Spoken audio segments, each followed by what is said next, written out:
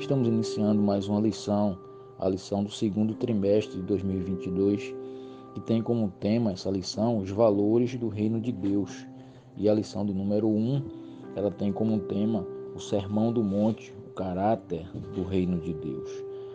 O pastor comentarista da lição, o pastor Osiel Gomes, ele traz o comentário dessa lição e nessa leitura diária ele vai trazer a seguinte reflexão. Ele vai dizer que o Sermão do Monte é um sermão para quem quer seguir Jesus com sinceridade, meus irmãos. Na realidade, o Senhor Jesus, ele foi um homem sincero, foi um professor sincero, foi um mestre sincero, foi um sacerdote sincero e foi um pastor sincero, foi um irmão sincero. Jesus sempre usou da sinceridade para com as pessoas. Jesus nunca se aproximou de alguém com falsidade. Jesus nunca se aproximou de alguém para condenar as pessoas pela aparência. Mas Jesus sempre se aproximou de alguém para tentar ajudar aquela pessoa, ou através da moldagem do caráter, ou de qualquer outra forma que ele pudesse ajudar. E Jesus é o maior exemplo disso, o maior exemplo da sinceridade. E a gente vai fazer uma busca do conceito da palavra sinceridade. Semanticamente, a palavra sinceridade significa que é o traço do caráter ou da personalidade de um indivíduo em dizer o que realmente pensa, mesmo sabendo que isso pode trazer prejuízos. A pessoa sincera é aquela pessoa que diz o que pensa, e muitas vezes, por ela dizer o que pensa, ela não é bem vista, ela é rejeitada, ela é escanteada, ela não tem oportunidade em canto nenhum, porque ela é uma pessoa sincera. A sinceridade muitas vezes pode trazer isso para algumas pessoas. E o Senhor Jesus é mais do que prova disso.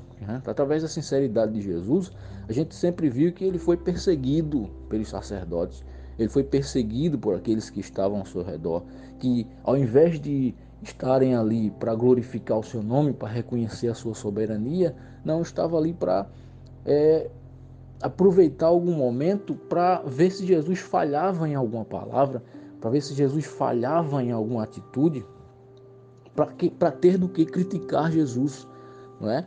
E a gente vai observar o Sermão do Monte, ele dizer que o Sermão do Monte é um sermão para quem quer seguir Jesus com sinceridade, porque na realidade há muitas pessoas que seguem Jesus de falsidade, estão na igreja, mas não estão com sinceridade diante de Cristo, cantam no coral, mas não estão com sinceridade diante de Cristo. Muitas vezes faz parte de algum órgão da igreja, é obreiro da igreja, mas não tem sinceridade diante de Cristo. E é isso que Jesus quer de mim e de você nesses últimos dias, cada vez mais sermos cristãos sinceros, cristãos que tenham o propósito no coração de honrar a Deus, de servir a Deus com sinceridade. E aí o Sermão do Monte, no capítulo 7, a gente vai observar todo o capítulo 7, do verso 1 ao verso 5, a gente vai ver que Jesus traz um sermão. O primeiro sermão que ele traz é a respeito do argueiro no olho, e ele vai dizer que muitas pessoas, ao invés de se preocupar em tirar a trave que está no seu olho, está preocupado apenas com o argueiro do olho do seu irmão. E ele vai dizer: hipócrita, tira primeiro a trave do teu olho, e então cuidarás em tirar o argueiro que tem no olho do teu irmão. No verso de número 6 ao verso 11, a gente vai ver que o Senhor Jesus traz uma outra lição. Ele vai dizer que as nossas orações não ficam sem resposta. Ele atende os nossos pedidos. Ele vai dizer que tudo que a gente se pedir, vai receber. Se bater, a porta vai se abrir. Se buscar, vai encontrar. Então, as nossas petições, os nossos pedidos não ficam sem respostas diante de Deus. O que nos resta é saber pedir. É isso que ele traz como sermão. No verso de número 12, a gente vai observar o Senhor Jesus trazendo um ensinamento a respeito da empatia.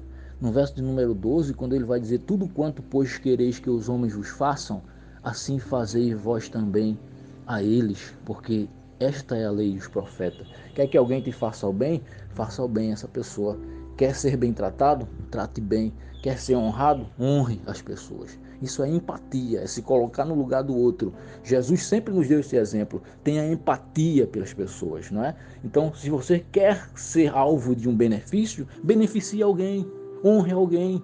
E aí você vai receber em dobro aquilo que você está fazendo para o outro. Isso é empatia, foi o que Cristo nos ensinou. Do verso número 13 ao verso 14, o Senhor Jesus vai nos ensinar que é preciso passar pela porta estreita, porque ela é que nos leva à vida eterna. Ele vai falar sobre as duas portas, a porta estreita e a porta larga. No verso de número 17 ao verso de número 20, o Senhor Jesus vai trazer um outro sermão, nos ensinando a respeito da dupla personalidade da árvore, se referindo aos dois tipos de corações, né? Ele vai dizer que a árvore boa produz bons frutos, a árvore má produz frutos maus. Ele vai dizer que é impossível uma árvore boa produzir um mau fruto. É impossível que uma árvore má produza um fruto bom. Isso se refere, Jesus estava se referindo às duas personalidades dos corações, né? Então a gente convive com pessoas que cotidianamente estão ao nosso redor, mas tem um coração mau, né? Tem um coração que só pensa em julgar, só pensa em criticar, só pensa em menosprezar as pessoas. Esse é o coração mau. E ele diz que essas pessoas são conhecidas pelos seus frutos. No verso número 20, ele vai dizer, o Senhor Jesus vai dizer no verso número 20, no capítulo 7 de Mateus: assim, pois, pelos seus frutos os conhecereis. Louvado seja Deus, não é? No verso número 21 ao verso número 23, o Senhor Jesus vai declarar e vai responder, melhor dizendo, quem é que vai entrar no céu. No verso número 21, ele diz: nem todo que me diz Senhor, Senhor, entrará no reino dos céus, mas aquele que faz a vontade de meu Pai que está nos céus. Então a pergunta que não quer calar: quem é que vai entrar nos céus? Aí ele responde: aquele que faz a vontade de meu Pai. Não é? Aquele que faz a vontade de meu Pai. Será que estamos fazendo a vontade do Pai? O que é que qualifica, o que é que define uma pessoa que faz a vontade do Pai? Será que é o cargo que ele ocupa na igreja? Será que é o cargo de professor que ele exerce na escola dominical?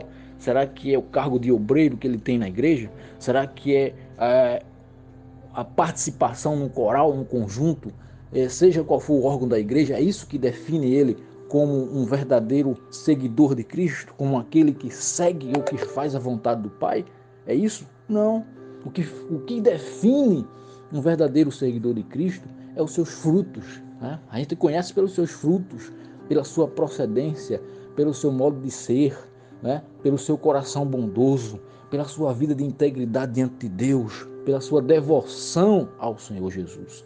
No verso de número 24 a 28, o Senhor Jesus vai encerrar o sermão falando a respeito dos dois tipos de edificação e qual o tipo de edificação que nós temos que ser, não é? A casa que é edificada sobre a rocha ou a casa que é edificada sobre a areia? Então isso é importante refletir. Ele traz esse sermão para que todos os discípulos que estavam ali e os seguidores e a multidão que estava ali aprendesse que é preciso edificar a casa sobre Cristo, porque Ele é a pedra principal. E quando nós edificamos a nossa fé em cima de Cristo, sobre a palavra de Deus, nós temos uma casa segura, protegida, inabalável.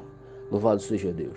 No capítulo 6 de Lucas, no verso de número 17, o Senhor Jesus ele vai concluir, né, e o comentarista vai concluir a respeito da sinceridade de Jesus. Ele vai dizer que Jesus discursa para uma multidão que queria ouvir sua mensagem, serem curadas das suas enfermidades.